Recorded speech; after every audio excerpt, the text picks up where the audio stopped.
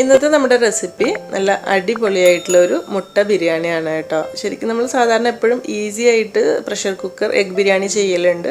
അതും നല്ല ടേസ്റ്റാണ്. പക്ഷേ ഇത് കുറച്ചുകൂടി നല്ല ഉഷാറായിട്ട് ചെയ്യാൻ പറ്റുന്ന നല്ല ടേസ്റ്റി ആയിട്ടുള്ള റെസിപ്പിയാണ്.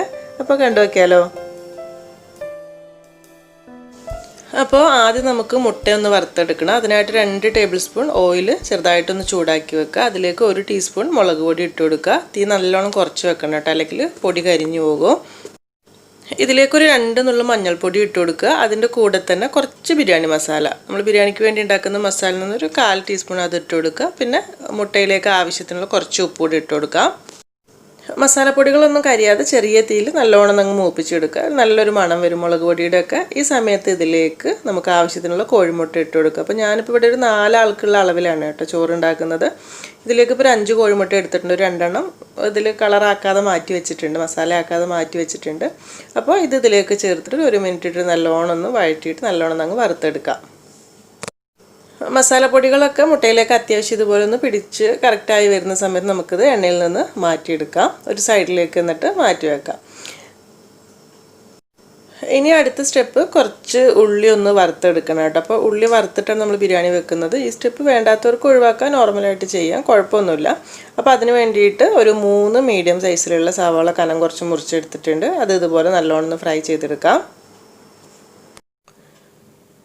രണ്ടാമത്തെ ബാച്ച് ഇതുപോലെ തന്നെ ഫ്രൈ ചെയ്തെടുക്കുക. പിന്നെ സവാള ഒരുപാട് കളറ് മാറിപ്പോകരുത് കേട്ടോ. ചെറുതായിട്ടൊന്ന് കളറ് മാറുന്ന സമയത്ത് എണ്ണയിൽ നിന്ന് മാറ്റിയിട്ട് ഇതൊരു സൈഡിലേക്ക് മാറ്റി വെക്കാം.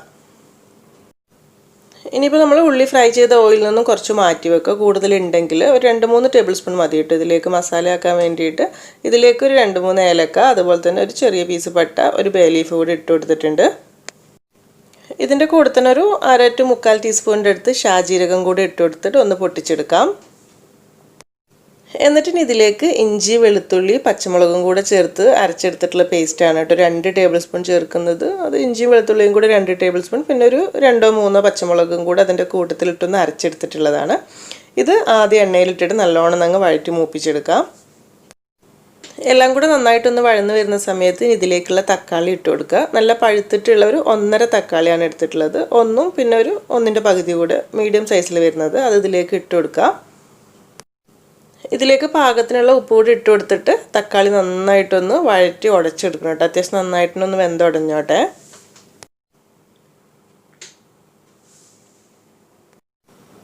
ഇതുപോലെ നന്നായിട്ട് തക്കാളിയൊക്കെ വെന്തുടഞ്ഞ് വരുന്ന സമയത്തിന് മസാലപ്പൊടികളൊക്കെ ചേർത്ത് കൊടുക്കുക. തീ ഒന്ന് കുറച്ച് വെച്ച് കൊടുക്കുക. ആദ്യം കുറച്ച് മഞ്ഞൾപ്പൊടി,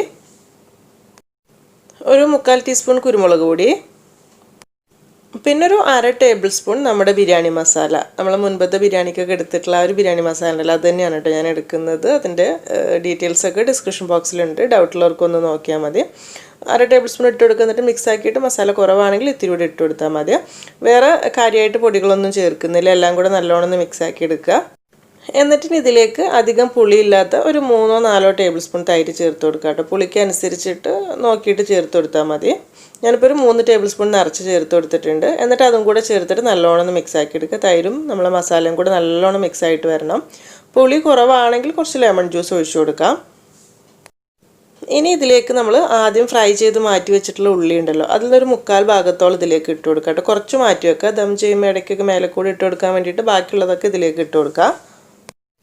എന്നിട്ട് ഇനി ഇതോടെ ചേർത്തിട്ട് വേണം നല്ലോണം മിക്സ് ആക്കി എടുക്കാൻ വേണ്ടിയിട്ട്. അപ്പം ഈ ഒരു ഫ്രൈ ചെയ്ത ഉള്ളിയുടെ ടേസ്റ്റ് തീരെ ഇഷ്ടമില്ലാത്തവർക്കാണെങ്കിൽ നമ്മൾ സാധാരണ ഉള്ളി വഴറ്റുന്ന പോലെ തന്നെ തുടക്കത്തിൽ 2 ഉള്ളി വഴറ്റിയെടുത്താലും മതി കേട്ടോ. ഈ സമയത്ത് ഇതിലേക്ക് ഒരു 1/4 ടീസ്പൂൺ മുളക് പൊടി ചേർത്ത് കൊടുക്കുന്നുണ്ട്. മുളക് പൊടി ശരിക്കും നമ്മൾ ബിരിയാണി മസാലയും കാര്യങ്ങളൊക്കെ ചേർത്തല്ലോ, ആ സമയത്ത് തന്നെ ചേർത്ത് കൊടുക്കുക. നല്ലൊരു കളർ കിട്ടാൻ വേണ്ടിയിട്ടാണ്, ഒരു ചെറിയ റെഡിഷ് കളർ കിട്ടാൻ വേണ്ടിയിട്ട്. അതുകൂടെ ചേർത്തിട്ട് നല്ലോണം മിക്സ് ആക്കി എടുക്കുക. എല്ലാം കൂടി ഇതുപോലെ നന്നായിട്ടൊന്ന് മിക്സായി ചൂടായി വരുന്ന സമയത്ത് ഇതിലേക്ക് കുറച്ച് നല്ല ചൂടുവെള്ളം കൂടെ ഒന്ന് ഒഴിച്ചു കൊടുക്കണേ. ഒരു 1/4 കപ്പ് to 1/2 കപ്പിൻ്റെ അടുത്ത് വെള്ളം ഒഴിച്ചു കൊടുക്കുക. ഒരു ഇത്തിരി ഗ്രേവി ഉണ്ടായിക്കോട്ടെ. ഒഴിച്ചിട്ടുള്ള വെള്ളം ഒന്ന് തിളച്ച് ഒന്ന് കറക്റ്റായി വരുന്ന സമയത്ത് എണ്ണ ഇതുപോലെ തെളിഞ്ഞു വരും. ഈ സമയത്ത് നമുക്കിനി ഇതിലേക്ക് നമ്മൾ ആദ്യം ഫ്രൈ ചെയ്ത് മാറ്റി വെച്ചിട്ടുള്ള മുട്ട ഇട്ടിട്ട് നല്ലോണം ഒന്ന് മിക്സ് ആക്കി എടുക്കണം. ഇതിലിപ്പോൾ ഇങ്ങനെ കാണുന്ന സമയത്ത് കുറച്ചൊരു ഓയിൽ കൂടുതലല്ലേ എന്ന് തോന്നും, കുഴപ്പമൊന്നുമില്ല കേട്ടോ. കാരണം നമ്മൾ ചോറ് ഊറ്റി എടുത്തിട്ടാണ് ചെയ്യുന്നത്. അപ്പോൾ അതിലേക്കും കൂടെ മിക്സായി വരുമ്പോൾ കറക്റ്റ് ആയിക്കോളും. ഇനിയിപ്പോൾ ഈ സമയത്ത് ഇതിലേക്ക് കുറച്ച് മല്ലിയിലയും പുതിനയിലയും ചെറുതായി മുറിച്ചതുകൂടി ഇട്ട് കൊടുക്കുക. ഒരു 2-3 ടേബിൾ സ്പൂൺ മതിയാകും. കൂടുതൽ വേണമെങ്കിൽ ഇട്ട് കൊടുക്കാം. അതിൻ്റെ കൂടെ തന്നെ കസൂരി മേത്തിയുടെ ടേസ്റ്റ് ഇഷ്ടമാണെന്നുണ്ടെങ്കിൽ ഒരു ടേബിൾ സ്പൂണിൻ്റെ അടുത്ത് അതെടുത്തിട്ട് നല്ലോണം ഒന്ന് ചൂടാക്കി എടുക്കുക. ചൂടാക്കിയിട്ട് കയ്യിലിട്ടിട്ട് ഇതുപോലെ നന്നായിട്ടൊന്ന് പൊടിച്ചിട്ട് ഇട്ട് കൊടുക്കുക കേട്ടോ. ചൂടാക്കിയിട്ട് എടുത്താലേ നല്ല മണം ഉണ്ടാവുള്ളൂ. അതുകൂടി ഇതിലേക്ക് ഇട്ട് കൊടുത്താൽ നല്ലൊരു ടേസ്റ്റ് കൂടുതൽ കിട്ടും. ഇല്ലെങ്കിലും കുഴപ്പമൊന്നുമില്ല, അതങ്ങ് ഒഴിവാക്കിയാൽ മതി. എന്നിട്ട് എല്ലാം കൂടെ ചേർത്തിട്ട് നല്ലോണം ഒന്നുകൂടെ നന്നായിട്ട് മിക്സാക്കി എടുത്തു കഴിഞ്ഞാൽ നമ്മുടെ ബിരിയാണിക്ക് വേണ്ടിയിട്ടുള്ള മുട്ട മസാല റെഡി ആയിട്ടുണ്ട്. ഇതൊരു സൈഡിലേക്ക് മാറ്റി വെക്കാം. ഇനിയിപ്പോൾ നമ്മുടെ ബിരിയാണി ചോറ് റെഡിയാക്കാനായിട്ട് കുറച്ച് വെള്ളം തിളപ്പിച്ചെടുത്തിട്ടുണ്ട്. ഇതിലേക്ക് കുറച്ച് പട്ട, ഗ്രാമ്പു, ഏലക്കായ ഇട്ട് കൊടുക്കുക. ഒരു 3 പച്ചമുളകും കൂടി ഇട്ട് കൊടുത്തിട്ടുണ്ട്. കീറിയിട്ടൊന്നുമില്ല കേട്ടോ, നല്ലൊരു ഫ്ലേവറിന് വേണ്ടിയിട്ട് മാത്രമാണ്. അതുപോലെ തന്നെ കുറച്ച് ഇഞ്ചി വെളുത്തുള്ളി പേസ്റ്റ് നമ്മൾ മസാലയ്ക്ക് വേണ്ടി ആദ്യം എടുക്കുമ്പോൾ കുറച്ച് മാറ്റി വെച്ചാൽ മതി. പിന്നെ ഇതിലേക്ക് കുറച്ച് ഓയിൽ ഒഴിച്ചു കൊടുക്കുന്നുണ്ട്. ഇത് നമ്മൾ ആദ്യം ഉള്ളി ഫ്രൈ ചെയ്ത ഓയിൽ ഉണ്ടല്ലോ, അതിൽ നിന്ന് ഒരു 2-3 ടേബിൾ സ്പൂൺ ഒഴിച്ചു കൊടുത്താൽ മതി കേട്ടോ. അപ്പോൾ അതിൻ്റെ കുറച്ച് ഫ്ലേവർ കൂടെ ഇതിലങ്ങ് പെട്ടോളൂ. എന്നിട്ട് ചോറിലേക്ക് ആവശ്യത്തിനുള്ള ഉപ്പ് കൂടെ ഇട്ട് കൊടുത്തിട്ട് വെള്ളം നന്നായിട്ട് തിളച്ച് വരുന്ന സമയത്തിന് ഇതിലേക്കുള്ള അരി ഇട്ട് കൊടുക്കുക. ഞാനിപ്പോൾ ഇവിടെ ഒരു 1/2 കിലോ ബസ്മതി റൈസാണ് എടുത്തിട്ടുള്ളത്.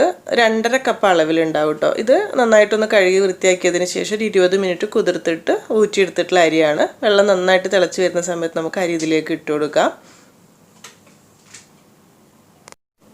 ഇതിപ്പോൾ നമ്മൾ നെയ്ച്ചോറ് പോലെ വറ്റിച്ചെടുക്കല്ല കേട്ടോ, ചോറ് ഊറ്റിയെടുക്കാൻ വേണ്ടിയിട്ടാണ്. അപ്പോൾ ഇതുപോലെ ചെയ്യുന്ന സമയത്ത് എപ്പോഴും കുറച്ച് കൂടുതൽ വെള്ളം ഇട്ടിട്ട് അരി തിളപ്പിച്ചെടുക്കാൻ, ഒരുപാട് ഇങ്ങനെ ഒട്ടിപ്പിടിക്കുന്ന പ്രശ്നമൊന്നും ഉണ്ടാവില്ല. ഇതിൻ്റെ വേവ് എന്ന് പറഞ്ഞാൽ ഒരുപാട് വെന്ത് ഉടഞ്ഞു വരേണ്ട ആ ഒരു രീതി ആവേണ്ട കേട്ടോ. ഒരു 90% വെന്താൽ മതി. ബാക്കി നമ്മളൊരു 10-15 മിനിറ്റ് ദമ്മിൽ ഇടുന്ന സമയത്ത് കുറച്ചുകൂടെ വെന്തോളും. പിന്നെ ഒരു ചൂടിലിരുന്നിട്ട് തന്നെ വെന്തോളും. ഒരുപാട് വെന്ത് ഉടഞ്ഞു പോയാൽ കുറച്ച് സമയം കഴിയുമ്പോഴത്തേക്ക് ആകെപ്പാടെ കുഴഞ്ഞു പോകും. അപ്പോൾ അതുകൊണ്ട് നോക്കിയിട്ട് പാകത്തിനായിട്ടുണ്ട്. ഇത് ഊറ്റിയിട്ട് ഒരു സൈഡിലേക്ക് എടുത്ത് വെക്കാം.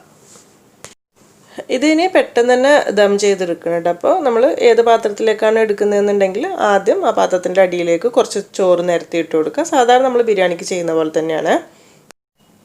പിന്നെ ഒരു 2-3 ടേബിൾ സ്പൂൺ പാലിലേക്ക് ഒരു 1/4 ടീസ്പൂൺ മഞ്ഞൾപ്പൊടി ഇട്ട് കൊടുത്തിട്ട് നന്നായിട്ടൊന്ന് മിക്സ് ആക്കി എടുക്കുക. അതിൻ്റെ കൂടെ തന്നെ ഞാൻ ഇത്തിരി റോസ് വാട്ടർ കൂടെ ഒഴിക്കുന്നുണ്ട്. അതൊക്കെ ഫ്ലേവർ നോക്കിയിട്ട് എടുത്താൽ മതി കേട്ടോ. ചെറിയൊരു മഞ്ഞ കളർ ചോറിന് കിട്ടാനും കൂടെ വേണ്ടിയിട്ടാണ്. നന്നായിട്ട് മിക്സ് ആക്കിയിട്ട് നമ്മളെ ചോറിലേക്ക് കുറച്ച് അവിടെ ഇവിടെയൊക്കെ ആയിട്ട് അങ്ങ് ഒഴിച്ചു കൊടുക്കാം. ഇതിപ്പോൾ കളർ ഉണ്ടാവില്ല, പക്ഷേ ഒന്ന് ആവി കയറി ദമ്മായി വരുന്ന സമയത്ത് കളറായിക്കോളൂ. പിന്നെ കുറച്ച് നെയ്യ് ആവശ്യത്തിനുള്ളത് അവിടെ ഇവിടേക്ക് ആക്കി ഇട്ട് കൊടുക്കുക. ചോറിൽ കൂടുതൽ എണ്ണ ഉണ്ടാവില്ല കേട്ടോ. അപ്പോൾ അതുകൊണ്ട് പാകത്തിനുള്ള നെയ്യ് ആവശ്യത്തിനുള്ള ഇട്ട് കൊടുക്കുക. പിന്നെ നമ്മൾ ഉള്ളി ഫ്രൈ ചെയ്ത ഓയിൽ ബാക്കിയുണ്ടെങ്കിൽ അത് വേണമെങ്കിൽ ഒഴിച്ചു കൊടുത്താലും മതി. അതിൻ്റെ കൂടെ തന്നെ കുറച്ച് മല്ലിയില, പുതിനയിലൊക്കെ, ഒരുപാടൊന്നും വേണ്ട. കുറച്ച് ബിരിയാണി മസാലപ്പൊടി ഇട്ട് കൊടുക്കുന്നുണ്ട്. പിന്നെ ഉള്ളി ഫ്രൈ ചെയ്തൊക്കെ വേണമെങ്കിൽ കുറച്ച് ഇട്ട് കൊടുക്കുക കേട്ടോ. ഇനിയിപ്പോൾ ഞാൻ എന്തായാലും ഇതിൻ്റെ മേലേക്ക് നമ്മൾ മുട്ട മസാല മൊത്തത്തിൽ വെച്ച് കൊടുക്കുകയാണ് ചെയ്യുന്നത്. എല്ലാ ഭാഗത്തേക്ക് എത്തുന്ന രീതിയിൽ അങ്ങ് വെച്ച് കൊടുക്കാം. മസാല മുഴുവനായിട്ടും ഈ ലെയറിൽ തന്നെ ഇട്ട് കൊടുക്കുകയാണ് ചെയ്യുന്നത്. എന്നിട്ട് ഇനി ഇതിൻ്റെ മേലേക്ക് ബാക്കിയുള്ള ചോറും കൂടെ മൊത്തത്തിൽ അങ്ങ് ഇട്ട് കൊടുക്കാം. ചോറ് മുഴുവനും ഇതുപോലെ ഇട്ട് കഴിഞ്ഞതിന് ശേഷം നമ്മൾ ചോറ് ഊറ്റിയ സമയത്ത് കുറച്ച് കഞ്ഞിവെള്ളം ഉണ്ടാവുമല്ലോ, അതിൽ നിന്നൊരു 1/4 കപ്പിൻ്റെ അടുത്ത് ഒഴിച്ചു കൊടുക്കുന്നുണ്ട്. ഒരു 3-4 ടേബിൾ സ്പൂൺ ഒഴിച്ചു കൊടുക്കുക. അത് ദമ്മായി വരുമ്പോൾ കറക്റ്റ് സെറ്റ് ആയിക്കോളും. പിന്നെ പാലിൻ്റെ കൂട്ട് കുറച്ച് നെയ്യ്, ഗരം മസാലപ്പൊടിയൊക്കെ നമ്മൾ ആദ്യം ഇട്ട പോലെ തന്നെ ഇട്ട് കൊടുക്കാം. പിന്നെ ഈ സമയത്ത് തന്നെ ഒരു നാരങ്ങ പിഴിഞ്ഞെടുത്തിട്ടുള്ള ഒരു ലെമൺ ജ്യൂസ് കുറച്ച് ഒഴിച്ചു കൊടുക്കുന്നുണ്ട് കേട്ടോ. അവിടെ ഇവിടെയൊക്കെ ആയിട്ട് ചോറ് മിക്സ് ആക്കി എടുക്കുന്ന സമയത്ത് ചെറിയൊരു പുളി ടേസ്റ്റും കൂടെ കിട്ടിക്കോളും. കൂടുതലൊന്നും ആവില്ല. ആദ്യം വറുത്ത് ബാക്കി വെച്ചിട്ടുള്ള ഫ്രൈ ചെയ്തിട്ടുള്ള ഉള്ളി ഇതിൻ്റെ മേലേക്ക് ഇട്ട് കൊടുക്കുക. അതിൻ്റെ കൂടെ തന്നെ കാഷ്യൂ മുന്തിരിയൊക്കെ ഫ്രൈ ചെയ്തെടുക്കണമെങ്കിൽ അതുകൂടെ കുറച്ച് ഇട്ട് കൊടുക്കുക കേട്ടോ. അപ്പോൾ ഇത്രയേ ഉള്ളൂ പരിപാടി. ഇനി ഒന്നുമില്ല, ജസ്റ്റ് ഒന്ന് കവർ ചെയ്ത് വെച്ചിട്ട് ഒരു ചെറിയ തീയിൽ ഒരു 5 മിനിറ്റ് ഒന്ന് വെച്ച് കൊടുക്കുക. ദം ചെയ്യണമെങ്കിൽ മൊത്തത്തിൽ മേലെ കനലൊക്കെ കോരിയിട്ട് ചെയ്യാം. ഞാനിപ്പോൾ ജസ്റ്റ് ഒരു ഫോയിൽ പേപ്പർ വെച്ചിട്ടൊന്ന് അടച്ച് വെച്ചിട്ട് ഒരു 5-6 മിനിറ്റ് ചെറിയ തീയിലൊന്ന് വെച്ച് കൊടുക്കുന്നേ ഉള്ളൂ. അങ്ങനെ കുറച്ച് സമയം കഴിഞ്ഞ് തുറന്ന് നോക്കുന്ന സമയത്ത് നല്ല ചൂടോടുകൂടെ നല്ല ടേസ്റ്റി ആയിട്ടുള്ള നമ്മുടെ മുട്ട ബിരിയാണി റെഡി ആയിട്ടുണ്ടാവും. ചോറ് മസാലയും കൂടെ ഒന്ന് ചെറുതായിട്ടൊന്നങ്ങ് മിക്സ് ആക്കി എടുക്കാം.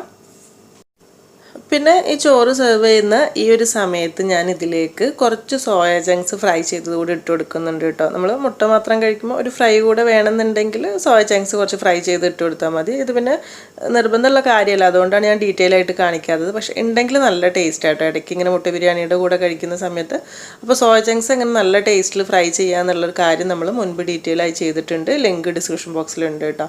അപ്പോൾ അതുകൂടെ ചേർത്തിട്ട് മൊത്തത്തിലൊന്ന് മിക്സ് ആക്കി എടുക്കുന്ന സമയത്ത് നല്ല ടേസ്റ്റി ആയിട്ടുള്ള നമ്മുടെ മുട്ട ബിരിയാണി റെഡി ആയിട്ടുണ്ടാവും. മൊത്തത്തിൽ ഒന്നങ്ങ് മിക്സാക്കി എടുത്താൽ മതി. പാകത്തിനുള്ള മസാലയും കാര്യങ്ങളൊക്കെ തന്നെ ആയിരിക്കും. അപ്പോൾ ചൂടോടുകൂടെ തന്നെ സെർവ് ചെയ്യാം. അപ്പോൾ ചിക്കനും ബീഫൊന്നും ഇല്ലാത്തപ്പോൾ തീർച്ചയായിട്ടും ചെയ്ത് വെക്കാൻ പറ്റുന്ന നല്ലൊരു റെസിപ്പി തന്നെയാണിത്. പിന്നെ എഗ്ഗ് ഇഷ്ടപ്പെടുന്ന ആളുകൾക്ക് എന്തായാലും ഇഷ്ടമാവുന്ന നല്ല ടേസ്റ്റി ആയിട്ടുള്ളൊരു ബിരിയാണി റെസിപ്പി കൂടിയാണ് കേട്ടോ. അപ്പോൾ അതിൻ്റെ കൂടെ ഈ ഒരു സോയ ചങ്ക്സ് ഫ്രൈ കൂടെ വരുന്ന സമയത്ത് എല്ലാം കൂടെ സൂപ്പറായിരിക്കും. അപ്പോൾ ഇതിൻ്റെ കൂടെ സൈഡായിട്ട് നമ്മൾ ചമ്മന്തി, സാലഡ് കാര്യങ്ങളൊക്കെ ഉണ്ട്. അതിൻ്റെ ഡീറ്റെയിൽസൊക്കെ നമ്മുടെ ഡിസ്ക്രിപ്ഷൻ ബോക്സിലുണ്ട് കേട്ടോ. അപ്പോൾ വീഡിയോ നിങ്ങൾക്ക് ഇഷ്ടമായി എന്ന് വിചാരിക്കുന്നു. ചെയ്ത് വെക്കുന്നുണ്ടെങ്കിൽ ഫീഡ്ബാക്കൊക്കെ അറിയിക്കണേ. Come on. ഒരു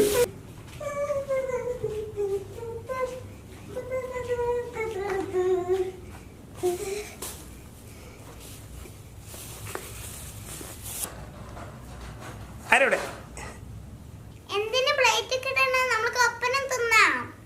ഇത് നമ്മൾ ഒപ്പനം തിന്നണ.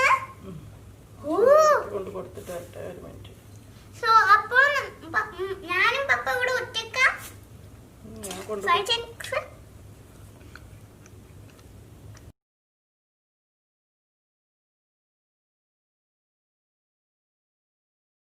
അടിപൊളി സാധനം, സൂപ്പർ സാധനം. എങ്ങനെ പറയാ, സംഭവം സൂപ്പറായിട്ട് അടിപൊളി, ഒരു രക്ഷയില്ല കേട്ടോ.